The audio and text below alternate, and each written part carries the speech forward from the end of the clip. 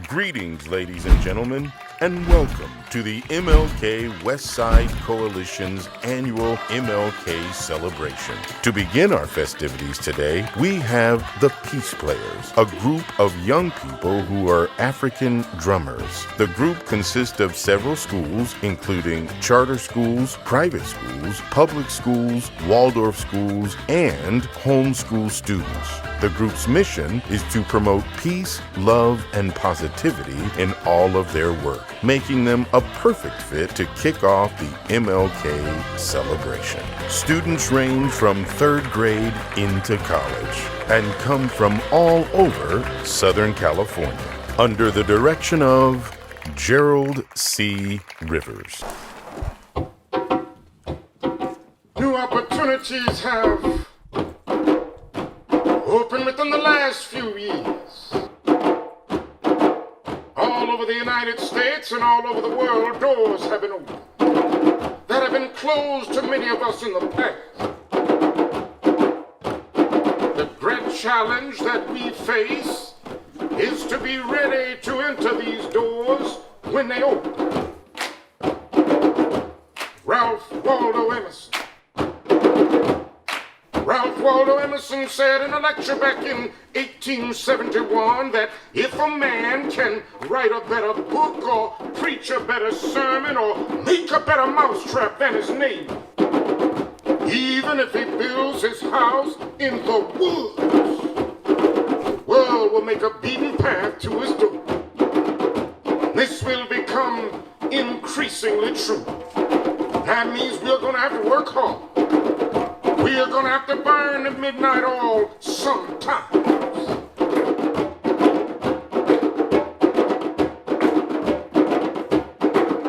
We are going to have to take advantage of new opportunities, and we must set out to do our life's work so well that nobody could do it better.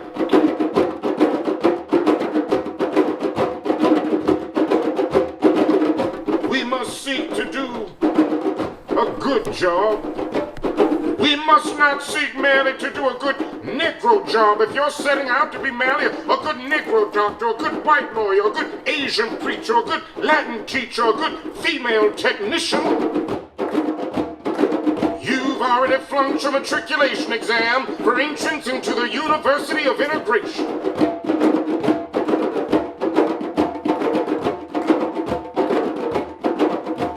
We must get ready. We must set out to do a good job and to do that job so well that the living, the dead, or the unborn couldn't do it better.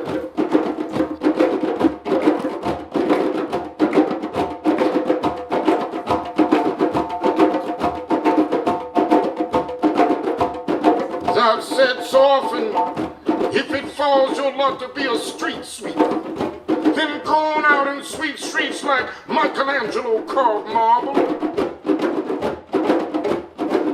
Sweep streets like Raphael painted pictures. Sweep streets like Beethoven composed music and like Shakespeare wrote poetry. Sweep streets so well that all the host of heaven and earth will have to pause and say, here lived a great street sweeper who swept his job well. This is it. Can be a pine on the top of the hill, and be a shrub in the valley, but be the best little shrub on the side of the reel. Be a bush if you can't be a tree. If you can't be a highway, just be a trail. If you can't be the sun, be a star. For it isn't by size that you win or you fail. You just be the best of whatever you are.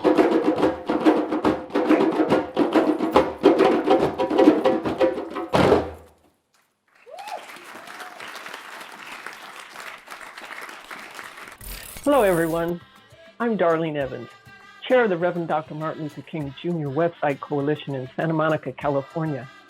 Thank you for joining us for the 36th annual celebration of Dr. King and his legacy, and our first ever online streaming event. Welcome. Like many of you, we too are relieved to finally say goodbye to 2020. It was a very difficult year with multiple major crises. We experienced and continue to experience a global pandemic that has killed millions of people worldwide. The pandemic and the consequent economic shutdown have had a disparate impact on people of color, people with low incomes, and women, exacerbating the systemic inequity that is baked into our culture.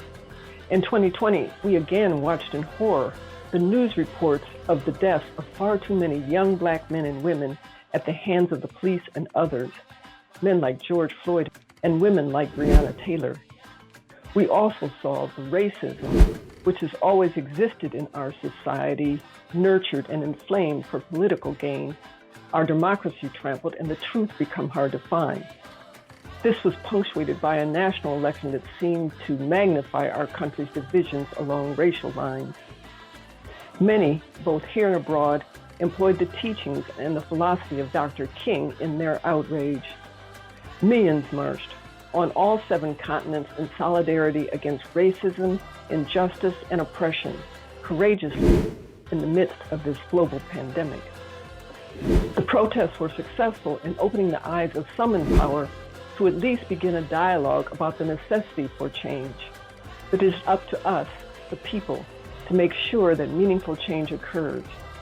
Frederick Douglass wrote that there is no progress without struggle, and we would be wise to heed his words. So let's continue to celebrate Dr. King and draw inspiration for the hard work ahead, because if not us, then who?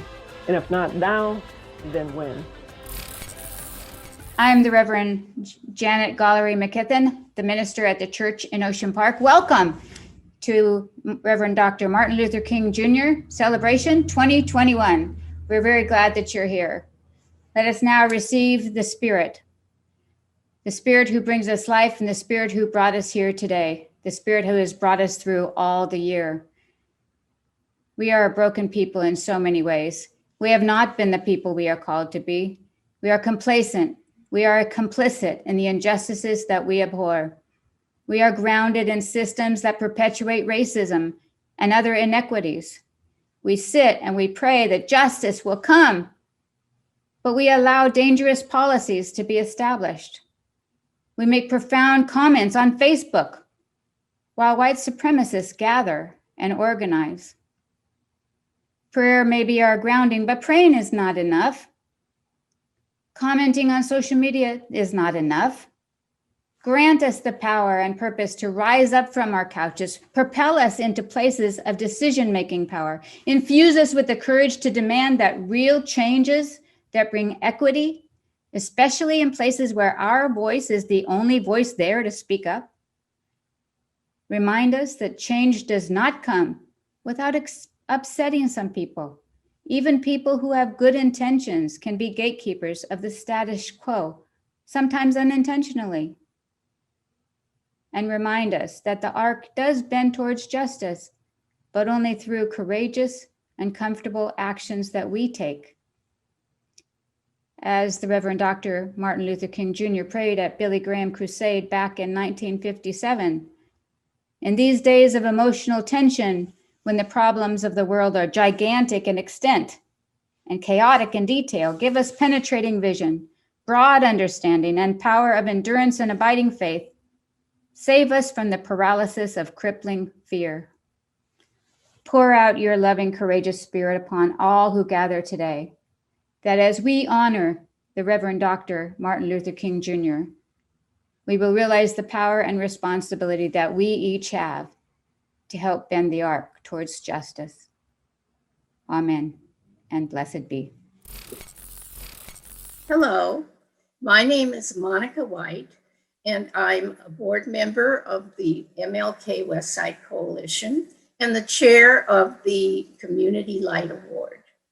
The MLK Community Light Award is given annually to shine a light on a nonprofit organization that demonstrates the principles of Dr. King through its activities and its services. This year, our award goes to the Village Nation, an organization that meets our criteria on many levels and was unanimously selected. Their stated mission is to boost the capacity of caring adult mentors and support them in creating culturally responsive learning environments that engage and inspire African American youth and encourage them to embrace their natural intelligence and leadership capabilities. Bottom line, they guide African American youth toward making better decisions about their lives, resulting in countless success stories and benefiting everyone involved. The program, created in 2003, is nationally recognized and replicated and acknowledged as a leader in the unique style of education for students of all ages. It has even been featured on Oprah. Race is always in the room. Black people live in an age where culture is being completely exploited. We were confronted with negative stereotypes that we found our kids drowning in, and also where the African American test scores were below everyone. What if I told you it takes a village to raise a child? A miracle that's happening in California. Understanding the truth many times takes you outside of your comfort zone. But the interesting thing about being outside your comfort zone is that is where growth occurs. And so we begin to grow these kids' consciousness as to who they are in this world, how the world perceives them, and what they need to do to change that perception. The first assembly, it was encouraging and haunting at the same time. I thought about the African American kids in our community and how little they know about themselves. And I thought, what if we can somehow get them connected to their greatness, connected to their legacy, connected to their heritage. The Village Nation is a program designed to get kids to make better choices, to empower them, and through that, they develop a greater value for themselves, for their future, and the role that education plays in that. One of the things that is most impressive about the Village Nation is impact. The Village Nation has figured out how to work smart. Part of that by unlocking the genius of the students themselves, and they're doing it together, and they're feeling this sense of empowerment and transformation from within. Now in California, we have something that is known as API, which is the Academic Performance Index. And if it moves up 6 points, that's considered significant. We responded with a 53-point increase. It's inspiring African American students specifically to try to achieve bigger, become lawyers, become doctors, become whatever they want, but to be successful in what they do. It's important in this program to hold the mirror up to yourself as an educator. When I hold that mirror up to my school, I see that there's a lot of attitudes that can be changed. The vision came to not just have this at one school, but to have it in schools across the nation. And if you look at this country historically, it's always been the youth that has made this country as great as it has been. We need to come together. We make up the bottom part of these test scores repeatedly, and we need to do something about it. The age of so many young black men in particular who've been gunned down by vigilante violence or police terror, I think the Village Nation is a glimmer of hope. The change cannot come from outside. It must come from your spirit. And reconnecting our kids to the spirit of their ancestors is the one thing that allowed that to occur. When you're attached to something that's greater than yourself, you can move mountains.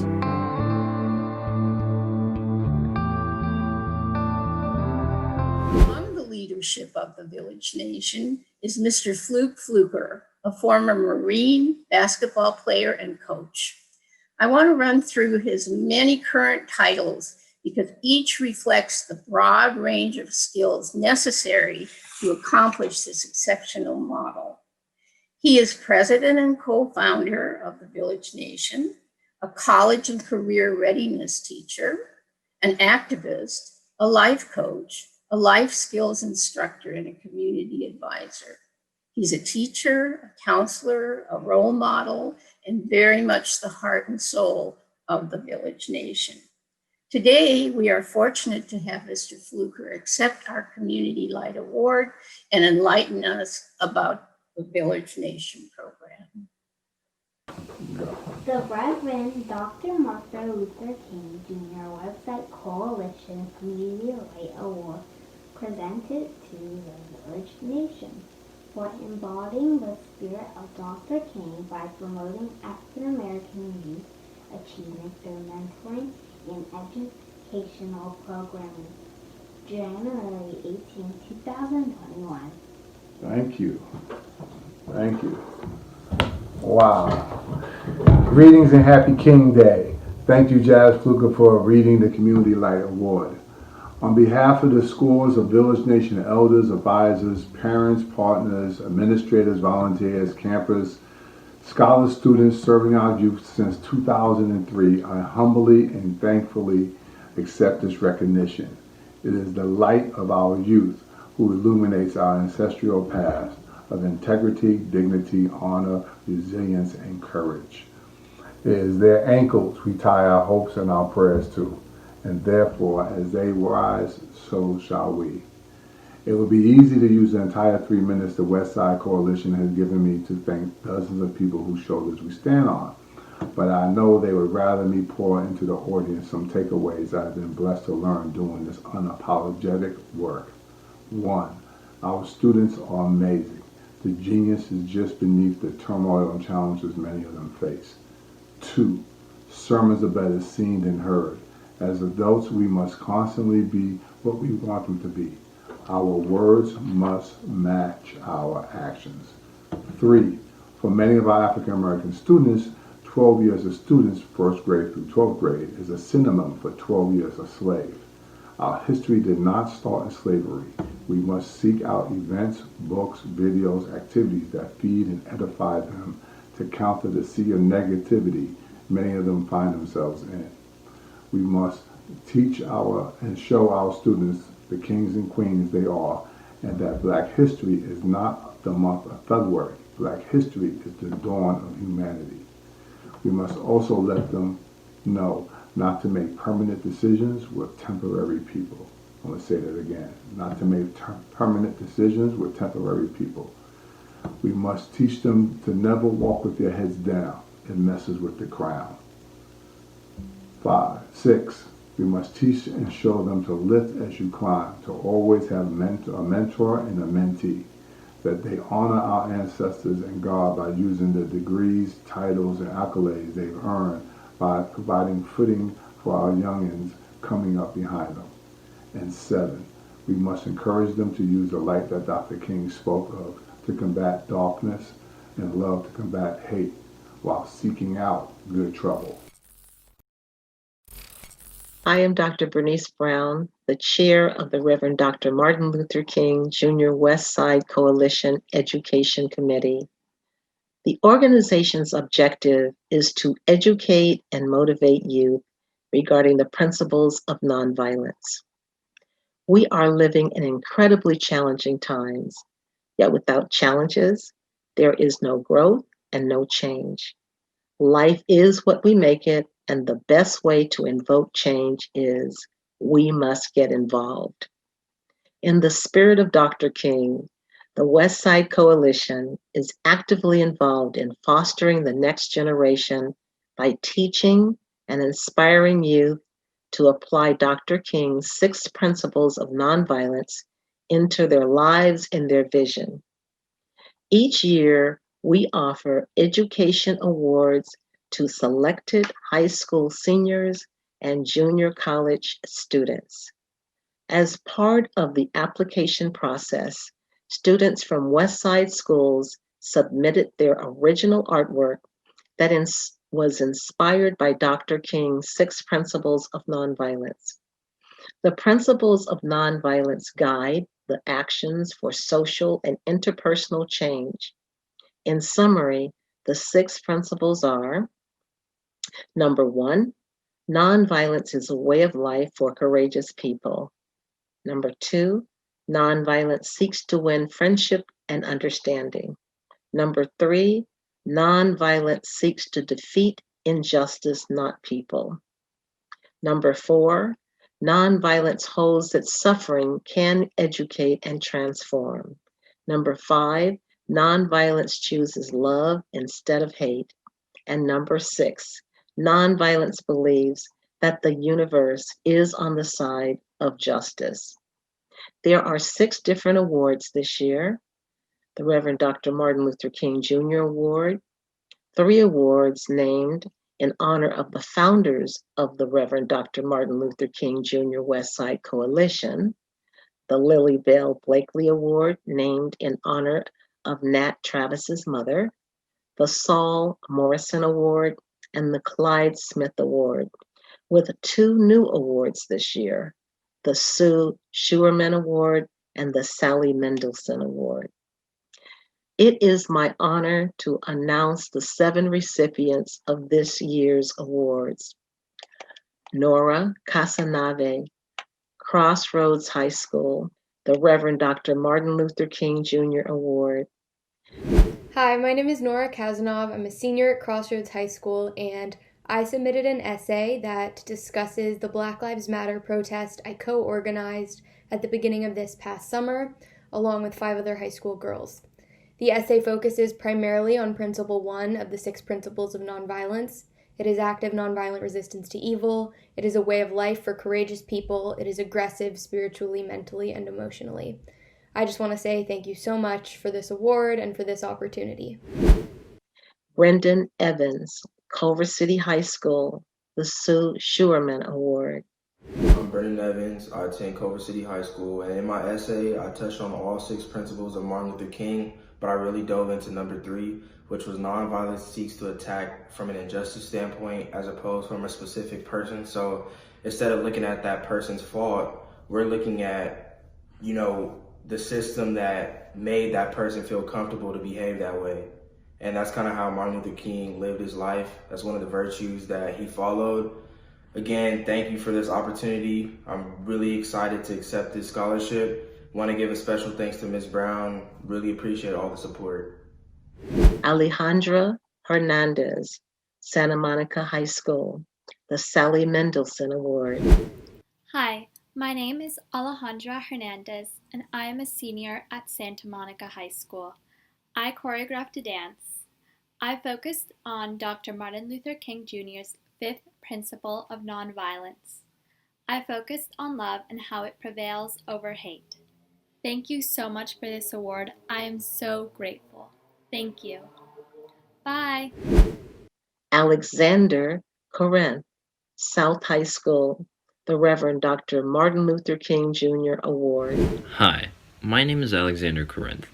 I'm 17 years old and I go to South High School in Torrance, California. I'm extremely grateful to have been chosen to be one of the winners of this amazing event. In my entry, I wrote about Martin Luther King Jr.'s 4th principle of nonviolence. Specifically, I wrote about its intricacies and my experience with them. Once again, I'm extremely grateful to have won this prestigious award. Thank you. Taj Jamal Dugar Muhammad, Crossroads High School, the Lily Bell Blakely Award. My name is Taj Jamal Muhammad, and I'm a senior at Crossroads School for Arts and Sciences. My entry was a spoken word poem detailing the horrors a black man can face when dealing with the police. My poem focuses on Dr. King's 1st principle of nonviolence, in which the principle states, it is active nonviolence, resistance to evil. I would like to thank everyone involved for choosing me for this award. As a young black man scratching the surface with poetry, this award means a lot to me. So once again, thank you. Jacob Scranton Belgard, Venice High School, the Clyde Smith Award. Hi, my name is Jacob Scranton, and I go to Venice High School. And I wrote an essay based upon how I was challenged by Martin Luther King Jr.'s 3rd principle and how it affects me in today's society. And I would like to say that I'm very thankful for the opportunity that you've given me to compete for this scholarship. Thank you. And Isaiah Walker, West Los Angeles College, the Saul Morrison Award. Hello, my name is Isaiah Walker. I'm 17 years old and I recently graduated from City of Angels. The piece that I entered into the competition was made in order to tell a story about how financial stability does not exactly equal a stable family lifestyle. I would like to conclude by sharing an excerpt from words by Reverend Dr. Martin Luther King Jr. on education while he was at Morehouse College. The function of education is to teach one to think intensely and to think critically. But education which stops with efficiency may prove the greatest menace to society. The most dangerous criminal may be the man gifted with reason, but no morals. Education without morals is like a ship without a compass, merely wandering nowhere. We must remember that intelligence is not enough. Intelligence plus character, that is the goal of true education. I believe this year's award recipients have demonstrated both intelligence and character. Again, congratulations and thank you very much. Thank you, Dr. Brown, and our student awardees. Before we proceed further with the program, we want to take a moment to thank some of the people and institutions who helped to make this celebration possible, including Santa Monica College, Santa Monica College Associates, Soka Gakkai International USA, the RAND Corporation, and the Santa Monica Bay Area Human Relations Council. We want to give a very special thank you to the Santa Monica College Department of Communications and Media Studies, Professor Radilia Shaw, Professor Gail Fetzer, and the students in her television production class, as well as Fernando Belzon, our editor, and Debbie Williams, our webmaster, all of whom were essential in putting this streaming event together. We also thank all of those who participated in this celebration and the individuals, community groups, and organizations who have donated to our cause for many years. We encourage all of you who are with us here today to make a donation as well, using the donate button on our website or by sending a check to our address at 1515 7th Street, number 199, Santa Monica, California, 90401. You can also contribute by registering at smile.amazon and specify Martin Luther King Jr. Westside Coalition without punctuation as your charity of choice. Amazon will donate a percentage of your eligible purchases to us. Last but not least, I want to personally thank the 2021 Reverend Dr. Martin Luther King Jr. Westside Coalition Planning Committee for their dedication and hard work all year long to bring you this celebration. Thank you. Their names are listed in the program book on our website, which we encourage you to view if you didn't get a chance to do so before the program began. And now, let's take a walk down memory lane to a time when we could celebrate Dr. King in person. This photo montage by Fabian Likowitz is filled with special moments from some of our past events. If you are one of our regular attendees, you might see yourself there. Come on, everybody, put your hands together.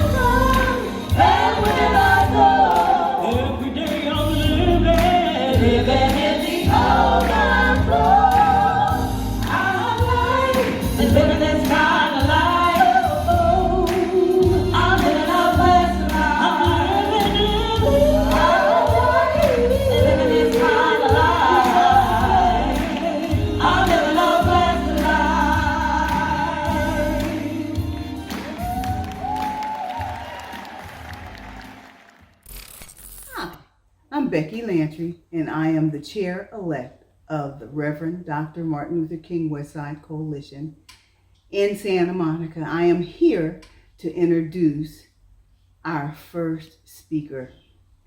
Her name is Tamika L. Butler. She's a national expert and speaker on issues related to equality, anti-racism, diversity, and inclusion. She is the principal founder of Tamika L. Butler Consulting. Tamika received a JD from Stanford Law. She also has a BA in psychology and a BS in sociology. Most recently, she was the director of planning for California and the director of the Los Angeles Neighborhood Land Trust.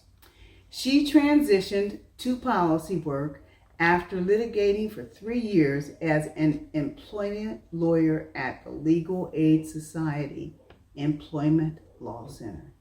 Now it is my pleasure to introduce you to Tamika L. Butler. Thank you. Thank you so much for that great introduction. I am so excited to be here with you all today. I know even though the year is young, it has already been exhausting and crazy, building on the 2020 that we had. I feel extremely honored in a year that's seen so much to be asked to be one of the speakers today with such an amazing agenda of elected officials and young people who continue to give us hope and to live Dr. King's dream in there every single day. I have just a few minutes with you, and today I really wanted to talk about what I've been thinking about when I think about Dr. King. And as we all know, 2020 was a year unlike any other. And when a lot of folks think about Dr. King, they think about his dream. There are quotes that pop up here and there. But the thing that's been on my mind more than anything has been his speech, The Other America. And the reason The Other America has been on my mind almost nonstop is because we've been living in a time where for folks who once had to wonder, what would they have done during Dr. King's time, during the civil rights movement? They just have to ask, what are they doing now? We know that in every aspect of our society, there are haves and there are have-nots.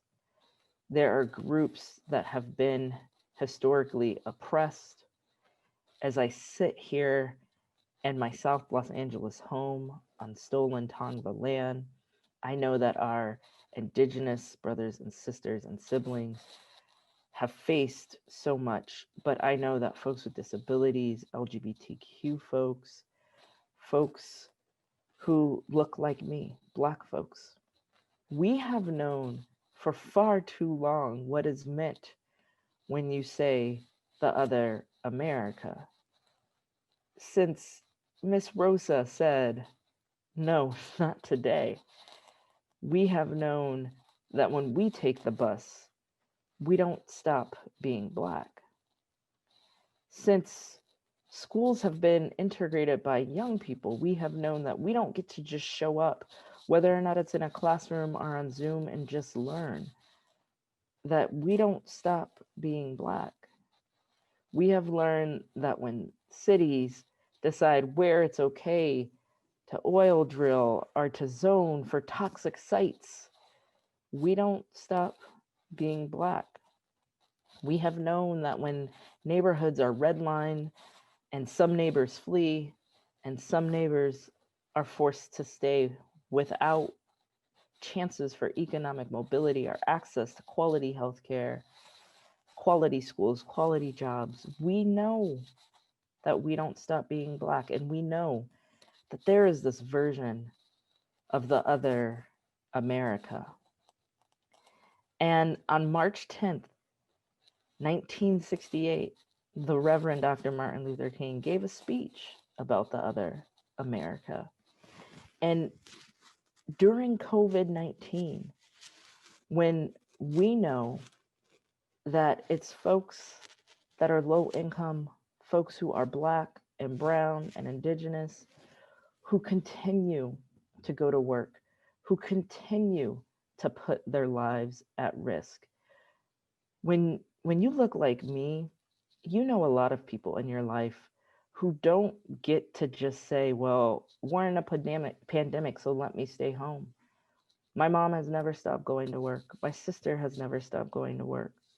We know folks who have lost their lives. One of my best friends from college. And we know that what this pandemic has laid bare is the inequities, the white supremacy, and the racism that have always been right there, hiding in plain sight. And so when some folks are more concerned with when they're going to be able to eat outside at their restaurant of choice, and some of us are just more concerned with whether or not being in the street and demanding that others realize that we matter, that they see our humanity, that they value our lives. We know that in this two Americas, this America being ravaged by a national public health crisis and systemic racism, we know exactly what Dr. King meant when he said there are literally two Americas. There is one America that is flowing with the milk of prosperity and the honey of equality. There's an America where the habitat of millions of people is one where they have food and material necessities for their body, culture and education for their minds, freedom and human dignity for their spirits. That is an America made up of millions of young people who grow up in the sunlight of opportunity. But as he was in New York on that night, he also said that he was sure each of us are painfully aware of the fact that there is another America. And that other America has a daily ugliness. He said that it transforms the buoyancy of hope into the fatigue of despair. That in that other America, millions of people find themselves forced to live an inadequate and substandard and often dilapidated housing condition. And in these conditions, they don't have wall-to-wall carpets, but they all too often find themselves living with wall-to-wall rats and roaches. In this other America, young people are forced to attend inadequate, substandard, inferior, quality-less schools, and year after year, thousands of young people in the other America finish high schools reading at an 8th and 9th grade level. Not because they're dumb, not because they don't have innate intelligence, but because the schools are so inadequate and overcrowded, devoid of quality, segregated, and that the best minds can never come out. We know, we have seen that other America is still here. We have seen, just as he said all of those years ago, that the most critical problem in the other America is the economic problem. That there are people in that other America who find themselves perishing on a lonely island of poverty in the midst of a vast ocean of material prosperity. And when you look around LA County, you know that vast ocean of material prosperity and the poverty that sometimes is gripping and lonely and is that island in the middle. Dr. King had a dream that there would not be two Americas. And this pandemic, this last 4 years of political leadership have told us that now more than ever, those two Americas are more in our sight than some of us would have ever imagined. Dr. King said the fact is that the Black man in the United States of America is facing a literal depression. And he said they don't call it that. When there's massive unemployment in the Black community, it's called a social problem. But when there's massive unemployment in the white community, it's called a depression. With the Black man, it's welfare, and with the whites, it's subsidies. This country has socialism for the rich and rugged individualism for the poor. And so, as you reflect on this great day, ask yourself which America you live in. Ask yourself about your own privilege and your own power, and whether or not you've been taught that it's your rugged individualism that determines how successful you are. If in the last few months, the last year is the first time you've noticed some of these inequities, if you've just started noticing the stats and the data about who's dying and who's living, who's sick and who's well, who's Zooming, and who's still delivering your packages, checking you out at the grocery store, if you are just noticing these things, ask yourself why. Ask yourself if it was only Dr. King's job to see these ills.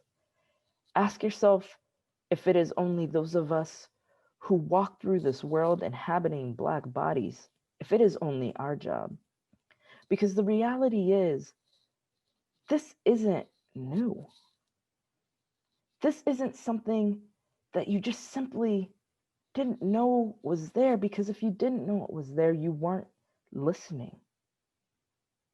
So many of us, over the course of this pandemic, over the course of the political turbulence, have said, we just want things to get back to normal.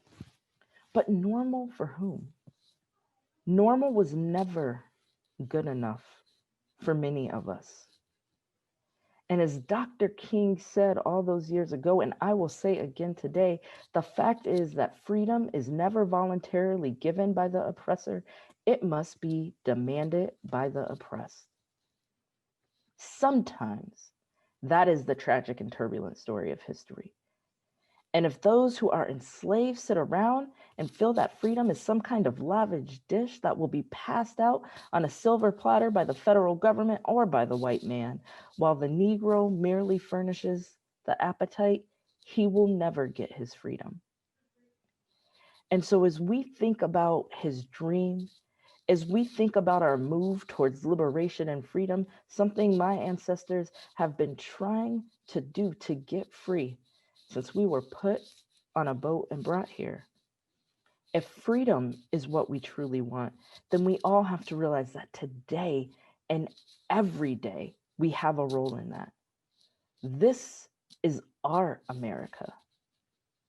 And together we must sit down and have the hard conversations. We must stand up and demand change. And we must find empathy and love for one another, because we have to. There is no other way. There is no other way. And for many of you who haven't heard this speech, then perhaps you will know the last thing I will take from it.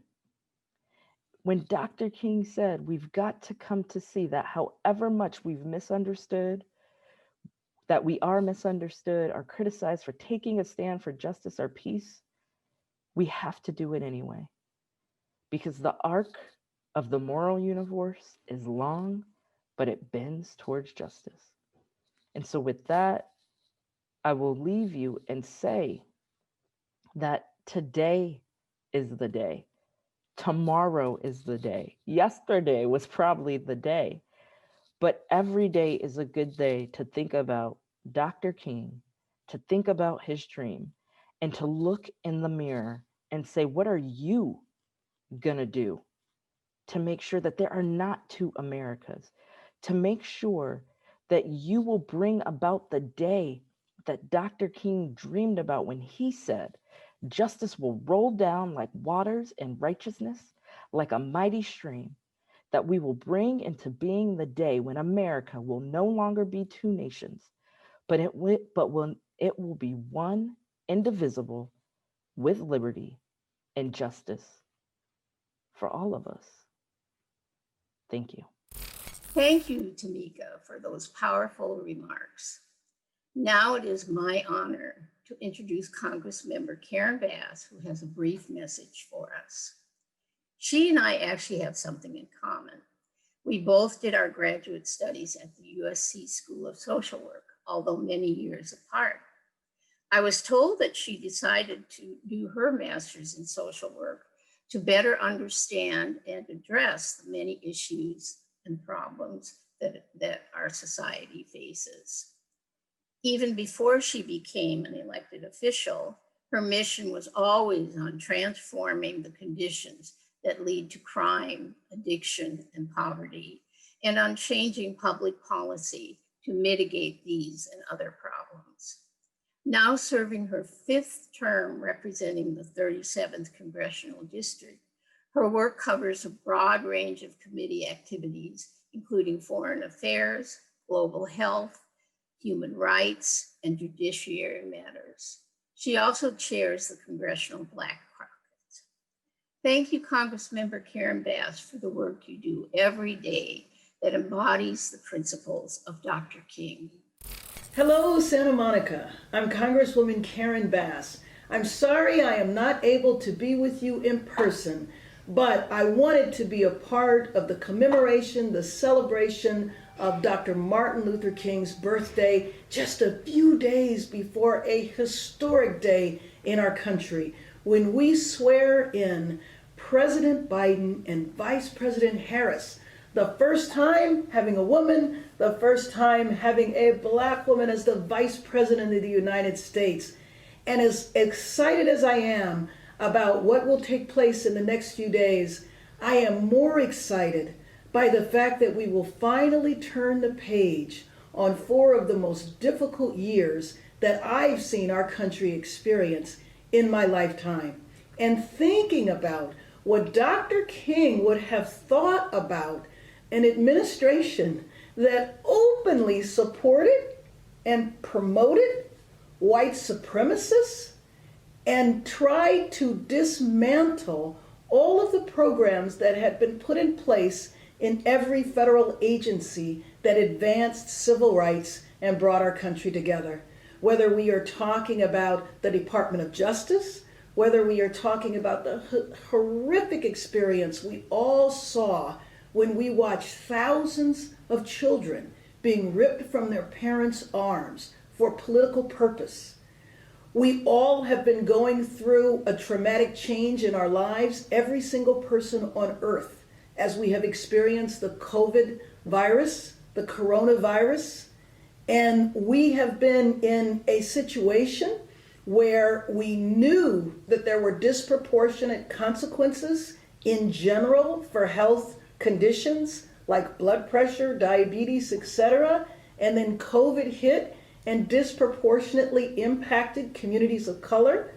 By the time you were watching this video, sadly, there might be close to 400,000 lives that we lost in the United States. Who would have ever thought in the world's richest country, in the history of the world, that we would have a higher death rate and a higher infection rate than any country on earth. In a few days, I do believe we're going to turn this situation around because we will finally have the leadership in our country that is actually putting racial equity and social justice at the center of how they will choose to lead. And so, although the last 4 years have been so difficult, I am so hopeful about the next 4. When the world watched the torture and murder of George Floyd this summer, all of a sudden there is an awareness now of police brutality and systemic racism. So while our country has gone through this new understanding or awareness of race, we have to take advantage of that. And that's why I'm hopeful. And when I think of Dr. Martin Luther King, and when I think of what he went through the movement that he organized, the principles and values that he stood for, very little has changed. I think it's an important time to reflect on his speeches, to reflect on his teaching, and see what is applicable today. I thought about this a lot when I had the honor, under the direction of Speaker Pelosi, to lead the effort around the George Floyd Justice and Policing Act. I thought about the fact that, tragedies, violence, brutality had been taking place in the South for a couple of hundred years before the public became aware of it. But what happened during the Civil Rights Movement? It was cameras, it was television, it was the media that finally revealed to the world the brutality that was taking place in the South. Well, what changed and what allowed us to look at policing and make the connection with systemic racism? It was the cell phone. Unfortunately, it has taken that many years. People have seen people now killed by police on cell phone many, many, many times. But I think that Mr. Floyd's murder was so egregious, was so obvious, it really couldn't be questioned. And it made me think about the connection between the civil rights movement and the movement that is taking place now to transform policing. It's really citizen involvement, it's grassroots organizing, and it's documenting, be it social media or be it your cell phone, it's documenting the injustices that frankly led to the momentum of hundreds and thousands of people being on the street protesting police brutality that gave us the momentum to act in Congress. So what I would say to you now, in the memory of Dr. Martin Luther King, we want to remember his legacy, but we also want to take on the responsibility because he passed the baton on to all of us. It is all our responsibility. It is not just the responsibility of people of color. It is the responsibility of everyone to push back, to fight for social justice, to fight against racism, to assist the new administration actually make the transformative change that we need to make in our country. Some people think that when they vote, that's all they need to do. I know now from being an elected official that I can't legislate unless there is momentum. And unfortunately, for most social justice issues, we don't have million-dollar lobbying firms that lobby on our behalf. What brings about the fundamental change is involvement. And so every single person here has an ability and a responsibility to fight for social justice, to fight for racial equity, to live in the manner in which Dr. Martin Luther King lived. Thank you so much for the opportunity to share these thoughts with you today. And hopefully in 2022, I'll be there in person.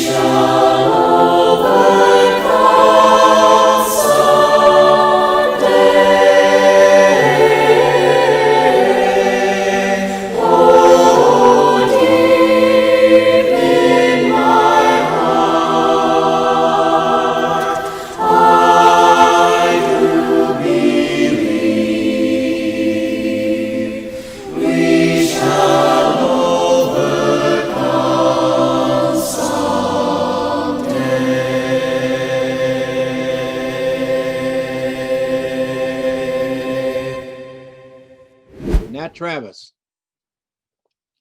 The late Clyde Smith, community activist, and I had the great fortune of creating the first Martin Luther King Day celebration in Santa Monica in 1985. Today, Monday, January 18th, 2021, you all just finished watching the 36th annual Martin Luther King Jr. Westside Coalition's Day of Celebration in a virtual format, which I enjoyed and I hope you did too. Remembering this year's theme, if not us, then who? If not now, then when? Please go to the website, www.mlkjuniorwestside.org, and make a contribution to our nonprofit organization in support of our 2021 celebration, as well as future celebrations. Thank you all for joining us virtually and for your continued support. We are grateful to have witnessed this awesome celebration of one who left a major imprint upon the lives of this nation and the world. Let us now receive the benediction. May the spirit that represents the life and legacy of the Reverend Dr. Martin Luther King Jr. continue to resonate within our own spirits as we conclude this celebration of this great leader and drum major of peace, justice, and equality. Wherever we interact with others, let us allow our spirits to illuminate this same spirit of equality, love, peace, and justice. Allow us to make a difference in the lives of those we encounter. We depart this gathering with a spirit of solidarity and collaboration to move Dr. King's dream to reality. This accomplishment remains forever in the forefront of our lives. Receive the blessing of dedication and determination to serve this cause of freedom from henceforth now and forevermore. Amen. Amen. Amen. God bless you. Hello, community friends. Thank you for joining us for the 36th annual Reverend Dr. Martin Luther King Jr. Holiday Celebration. We are delighted to continue this Westside tradition of honoring Dr. King's legacy in this year's virtual format. Our theme, if not us, then who? If not now, then when? This resonates with more power and meaning this year than ever before as the nation moves toward a deeper understanding of what a just, equitable, and united society should look like.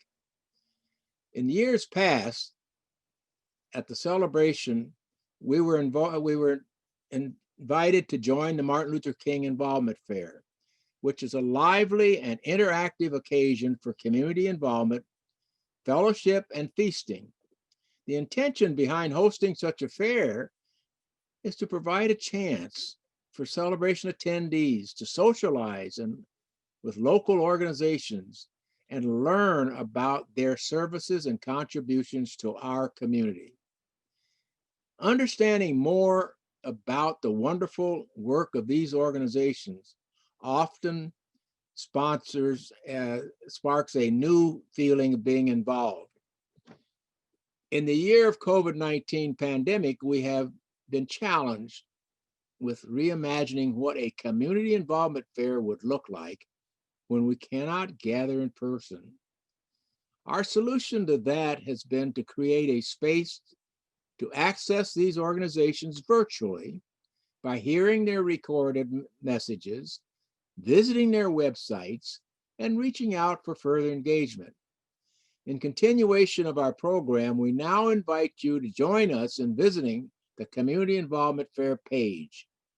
To do so, please click on the link provided on the Martin Luther King Westside Coalition homepage at mlkjuniorwestside.org or go directly to mlkjuniorwestside.org/community-involvement-fair. Thank you again for joining us for our first ever virtual presentation of the Reverend Dr. Martin Luther King Jr. Holiday Celebration. Take care until we meet again.